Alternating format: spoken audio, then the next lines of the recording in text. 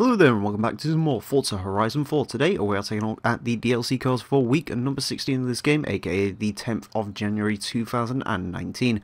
As usual, we received 2 cars this week, and the theme was slow classics, pretty much.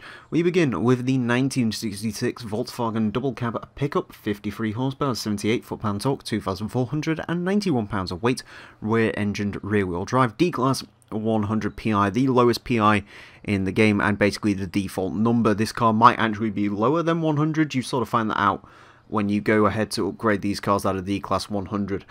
You might find that they don't break out of 100 for a long time. That means the PI is actually technically lower, but the game doesn't have a lower value than 100. That being said, this is a pretty interesting vehicle. The pickup truck version of the Type 2, aka the Samba Bus, which we did already have in the game.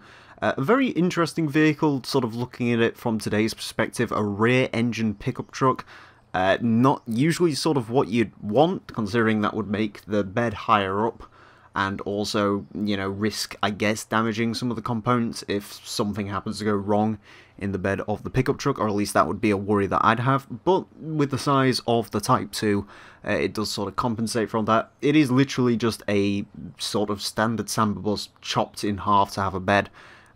Interestingly enough, we don't really see a lot of Type 2s outside of course, the traditional Samba Bus / camper van, but these things were turned into all sorts. They were ambulances, police vehicles, pickup trucks, construction vehicles. They had a whole host of usage. This really was the people's van.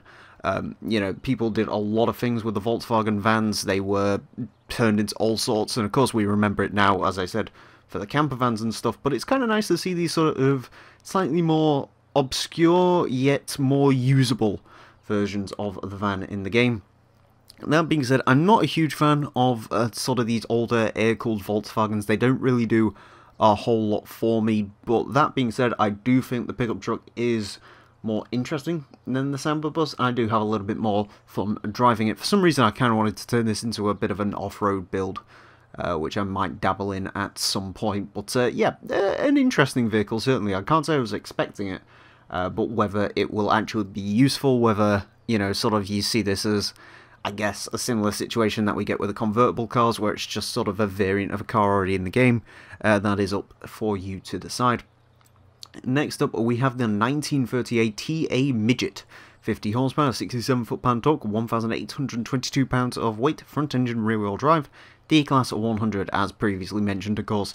That could be sort of, it could be below that PI, but again, D100 is the lowest number.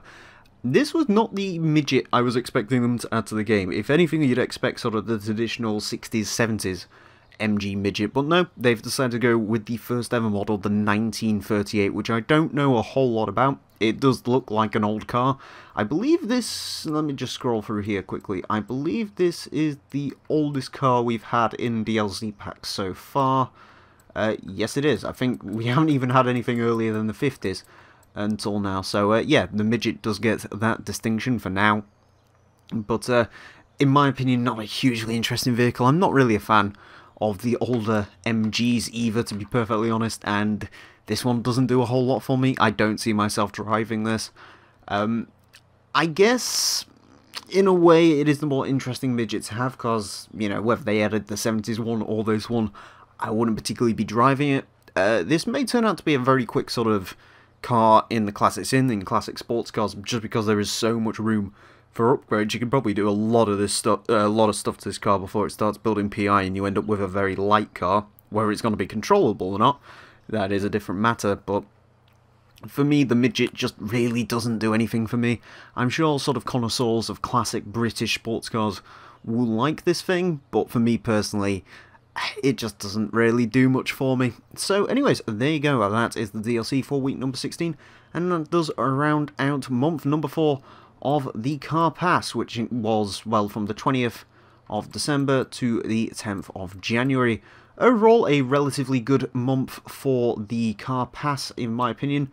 My favourite pack was the 3rd of January, which bought the GTC for Lusso and the Hrama, but I also really do like the Camaro Z1 1LE from a driver's perspective, and it's very nice to have the ZR1 in the game. The Morgan Aero is a pretty interesting car, kind of nice to see the latest Morgan, and the double cab pickup truck is a little bit quirky. For me personally, the weakest cars were the Triumph TR6 and the TA Midget, probably the Midget edging out the Triumph, because I did have a little bit of fun throwing the Triumph around and that classic sort of noises that it makes, but the Midget just really, I don't see myself using that car at all, really. So yeah, pretty good week, or pretty good month for the car pass in general. I think last month wasn't as strong as this month, so this is probably one of the strongest months for the car pass so far. So yeah, adding some more value to the car pass. I believe we have 2 more months left of free car drops. So of course, as usual, stay tuned for the channel to see updates on those. We did actually get confirmation of what the next sort of month of the cars is going to look like, but we haven't actually seen them in terms of how they're going to look in the car pass, which cars are going to be included in it, and which cars are going to be free drops elsewhere. But nevertheless, on Thursday they should drop, so stay tuned for that. And on Tuesday, tomorrow, at the time of recording, there is actually the free Mitsubishi car pack dropping, which I will cover, although there's not really too much to cover there, just because it's just a re-edition of Mitsubishi into the game. There's nothing new in terms of the Mitsubishis, but I will be covering it nonetheless. So a packed week for Forza DLC. Of course, we've got stuff going on in Forza 7 as well, so stay tuned for the channel. Thank you all very much for watching, and until next time, a farewell.